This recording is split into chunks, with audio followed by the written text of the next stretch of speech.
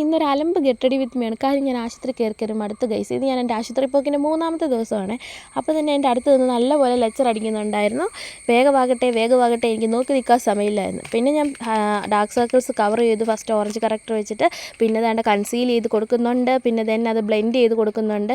നല്ലപോലെ makeup sponge വെച്ചിട്ട് beauty blender വെച്ചിട്ട് ബ്ലെൻഡ് ചെയ്ത് കൊടുക്കുക. എനിക്കിതിൻ്റെ പേരൊക്കെ ഇടയ്ക്ക് അങ്ങോട്ടും ഇങ്ങോട്ടും മാറിപ്പോകും കേട്ടോ. എന്താണെന്നറിയത്തില്ല. ഇത് ചിലപ്പോൾ ഈ വോയിസ് ഓവർ കൊടുക്കുന്നതിന് പേടി കൊണ്ടായിരിക്കും.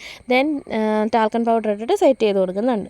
എനിക്ക് ഈ കോമ്പാക്റ്റിനെക്കാട്ടിലും ഒക്കെ കുറച്ച് നല്ല നാച്ചുറലായിട്ടൊരു ലുക്കിന് തോന്നുന്നത് ഈ ടാൽക്കൺ പൗഡറാണ്. പിന്നെ നമ്മുടെ ഫേവറേറ്റ് ഐബ്രോ പാലറ്റ് വെച്ചിട്ട് ഐബ്രോസ് ഫില്ല് ചെയ്ത് കൊടുക്കുന്നുണ്ട്. ഇതെൻ്റെ ഐബ്രോസ് നല്ല ബ്രൈറ്റ് ആയിട്ടിരിക്കാനും അട്രാക്റ്റീവ് ആയിട്ടിരിക്കാനും ഹെൽപ്പ് ചെയ്യും.